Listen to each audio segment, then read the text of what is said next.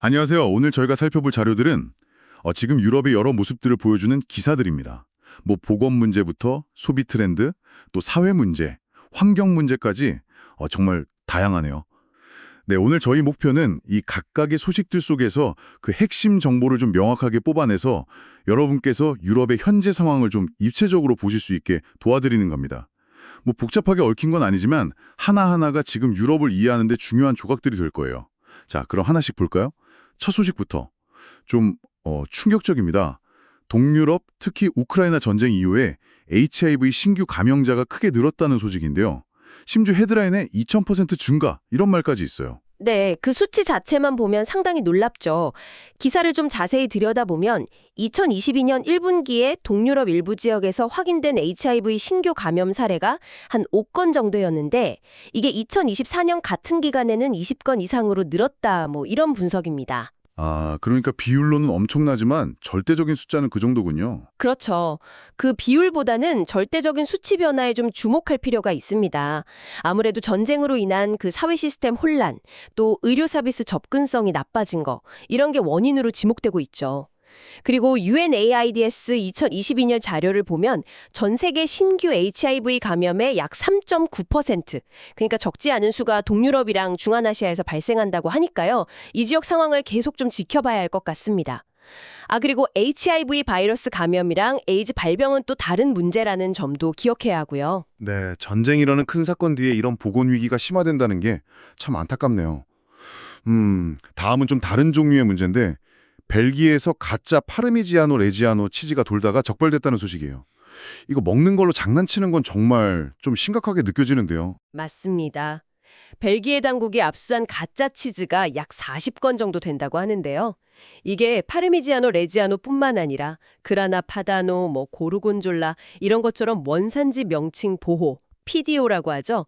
그걸 받는 유명 치즈들이 꽤 포함됐다고 합니다. 아, 유명한 것들만 골라서 위조를 했군요. 네, 그런 셈이죠. 근데 이게 단순히 맛의 문제가 아니거든요. 그 파르미지아노 레지아노 협회에서는 이런 가짜 제품들이 예상치 못한 알레르기 유발 물질을 포함할 수도 있고 또 위생적으로 관리되지 않았을 위험도 크다고 경고하고 있습니다. 그렇죠. 위생 문제가 클 수 있겠네요. 네. 그러니까 정품 인증이나 원산지 표기가 왜 중요한지 다시 한번 생각하게 만드는 그런 사건입니다. 네. 소비자 신뢰 문제에서 이번에는 도시 생활의 갈등 문제로 한번 가볼까요? 네덜란드 암스테르담에서는 그 퀵커머스 배송 거점, 다크스토어라고 부르죠. 이게 주민들하고 마찰을 빚고 있다고요? 편리하긴 한데. 네, 맞아요. 그 플리츠 베조로깅이라고 불리는 즉시 배송 서비스 자체는 편리한데 문제는 이 배송 전문 매장, 그러니까 다크스토어가 주로 도심 주택가에 있다는 거죠. 아, 주택가요? 네. 그러다 보니까 잦은 배송 차량 이동 때문에 소음이나 교통체증이 생기고 또 보도를 점거하는 경우도 많아서 주민들 불만이 커진 겁니다. 결국 암스테르담시가 규제를 꺼내들었죠. 주거 지역 안에는 새로 다크스토어를 열지 못하게 하고 기존 매장들도 지정된 상업구역으로 옮기도록 그렇게 강화했습니다. 그럼 기존 업체들은 좀 타격이 있겠네요. 네, 그렇죠. 기사에서는 에너지 비용 문제도 살짝 언급하는데 한국보다 2, 3배 비싼 유럽 전기요금이 이런 서비스 운영에 또 다른 부담이 될 수도 있겠다. 이런 정도 보여주고요. 그렇군요. 도시 공간을 둘러싼 새로운 갈등이네요. 이번에는 사회 안전 문제로 한번 가보겠습니다. 영국 소식인데요. 칼 관련 범죄가 늘면서 칼을 사기가 아주 어려워졌다는 기사가 있네요. 대형마트에서는 거의 없고 연령 확인도 엄격하다고요? 네, 그렇습니다. 이게 2019년에 공경무기법이라는 게 시행되면서 규제가 확 강화됐어요. 특히 그 해에 조디 체슨이라는 17세 소녀가 흉기에 찔려 사망한 사건이 있었는데 이게 사회적으로 큰 충격을 주면서 법 개정의 직접적인 계기가 됐죠. 아, 그런 안타까운 사건이 있었군요. 네. 그래서 이제 18세 미만에게는 당연히 판매가 금지됐고요. 온라인으로 살 때도 아주 엄격한 연령 확인 시스템을 거쳐야 합니다. 그리고 특정 종류의 위험한 칼은 아예 가지고 다니는 것 자체가 불법이 됐고요. 규제가 상당히 강력해졌네요. 그런데 효과는 좀 있나요? 글쎄요, 그게 좀 어려운 지점입니다. 2012년하고 2020년을 비교하면 칼 관련 범죄가 오히려 85%나 늘었다는 통계도 있거든요. 아, 그래요? 규제를 했는데도요? 네. 그래서 판매 규제만으로는 한계가 있다. 좀 더 근본적인 사회적 해결책이 필요한 거 아니냐. 이런 목소리가 나오고 있습니다. 뭐 독일 같은 다른 유럽 국가에서는 여전히 칼 구매가 비교적 자유롭다는 점하고 비교되기도 하고요. 참 어려운 문제네요. 규제를 해도 범죄율이 오른다니. 자, 마지막으로 기후변화 문제를 좀 짚어보겠습니다. 그리스 북동부 에브로스 지역에서 아주 큰 산불이 났다는 소식입니다. 피해 면적이 서울의 1.5배가 넘고 인명피해도 컸다고요? 네, 정말 상상 이상인데요.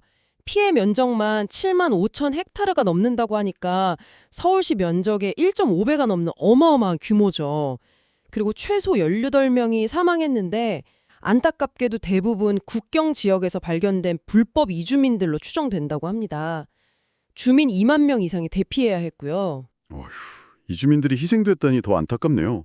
원인이 뭔가요? 그리스 총리나 환경 전문가들 모두 이번 산불의 주요 원인 중 하나로 역시 기후변화를 지목하고 있습니다. 심지어 1949년 이후 최악의 여름이라는 분석까지 나왔어요. 최악의 여름? 네, 앞으로 이런 극한 기상현상이 더 잦아질 수 있다는 경고죠.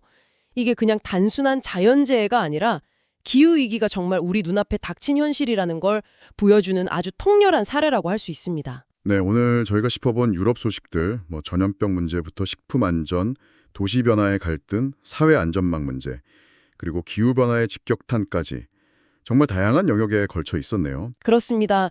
이 5가지 이야기가 겉으로 보기에는 다 다른 사건들이잖아요. 근데 어떻게 보면 유럽이라는 큰 틀 안에서 지금 벌어지고 있는 여러 압력들을 보여주는 것 같아요. 뭐 공중보건 시스템의 문제라던가 소비 시장의 투명성, 또 새로운 기술과 기존 도시 공간의 충돌, 사회 불안과 안전 문제, 그리고 이 모든 걸 뒤흔들 수 있는 환경 변화까지요. 네, 서로 연결고리나 있을 수도 있겠네요. 그렇죠. 그래서 이 각각의 현안들이 앞으로 유럽 사회 전체에 어떤 영향을 주고 또 서로 어떻게 작용하게 될지 좀 주목해 볼 필요가 있겠습니다. 예를 들면 뭐 기후 변화가 식량 안보나 이주 문제에 영향을 미치고 그게 또 사회 불안을 키우는 식으로 연결될 수도 있지 않을까? 뭐 이런 질문을 던져보는 것 자체로도 의미가 있을 것 같습니다. 네, 오늘 저희가 전해드린 이 이야기들이 유럽의 현재를 좀 다각적으로 이해하시는데 조금이나마 도움이 되었기를 바랍니다.